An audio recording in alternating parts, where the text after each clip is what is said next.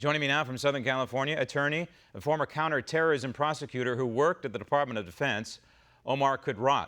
Omar, we talk about the sanctions, and we've now put the screws to Iran again, the highest level of sanctions from the Trump administration now. But the question is the Iranian regime going to respond to that in a positive way, or is this simply going to fuel their fire? Well, great to be on with you, Graham. The key thing about Iran is they have resource constraints that they're going to have to face sooner or later. And so the sanctions are working, and ultimately all of these foreign adventures, remember, Iran is the most effective state sponsor of terrorism, and so they have activities everywhere. They have Hezbollah and Venezuela that they run. They control Hamas. They can turn Hamas on and off like a light switch as they wish. Hezbollah in Lebanon. The war in Yemen, the Houthis are backed by Iran. They killed countless Americans, Iran did, during our war in Iraq.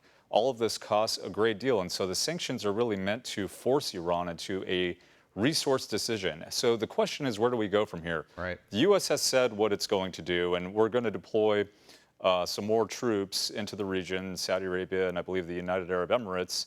The Secretary of Defense and the Chairman of the Joint Chiefs has stated that. Beyond that, to your question, is this going to be a unilateral U.S. response? President Trump was clear that that's not going to be the case.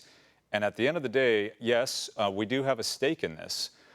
Who goes to war or who goes into military action is a much separate question from who are the stakeholders to Iran trying to destabilize the cost of energy globally. And the stakeholders are really the whole world. What's positive, and the kind of last point on the current news on this, is France, the UK, and Germany have all acknowledged now that Iran was behind this attack. And the Prime Minister of the UK is joining President Trump in trying to achieve a deal with Iran that does not separate their nuclear ambitions from their terrorist activity around the world. One of the things, though, that Ronald Reagan said most famously is you can't negotiate with terrorists, and that's effectively what the Europeans are trying to do, and that is negotiate with terrorists, the terrorist Iranian regime. The JCPOA, the nuclear deal hammered out by the Obama administration and the European states. The European states are desperately trying to cling to some version of the JCPOA, which we know that Iran has now flagrantly violated. Same time, we have this attack on the Arab oil facilities. Iran continues to deny it. So you have to ask the question, where is this leading, in your opinion? Is Iran lashing out militarily because they're trying to drive up the price of oil so they get more proceeds because their resources are drying up? Or are they lashing out militarily to spark something? Iran, if we engage in any conflict with Iran, Iran has already shown in the previous years that they will engage in asymmetric warfare, and that means helping insurgencies and terrorist organizations fight asymmetrically against their enemies. Right. A conventional war between the United States and Iran, there's no question that Iran understands that they would lose that very quickly.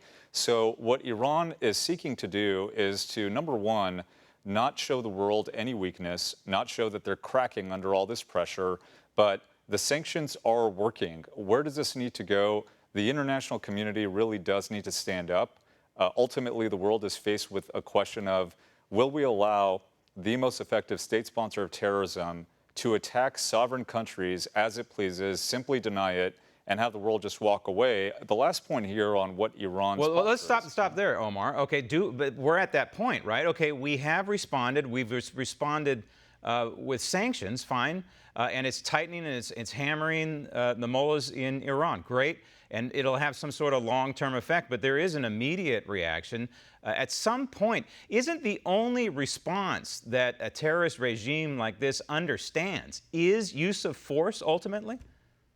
Look, I've been on the ground in Afghanistan as a Department of Defense civilian official, and I've gotten a pretty good look at what America's enemies operate like, and I concur with that sentiment that a state sponsor of terrorism, a regime like Iran's, they're not responsive to diplomacy, as we see, even with the JCPOA. Right. They're using that now as a way to extort European nations for Iran's willingness to stay in it, demanding $15 billion in credit from France before they're willing to speak about the matter again. And so we know where Iran stands in terms of how it's going to play on the world stage. It's going to use violence. It's going to use terrorism. It's going to use extortion. And they have illicit finance all over the world, so-called dark money. And the sanctions are targeting some of that hard money and dark money. What the United States is doing now, I think, is the right course of action. Want to see more videos like this? Click on the link below and subscribe to One American News on YouTube. And call your cable provider and kindly demand that One American News is added to your lineup. Call and subscribe today.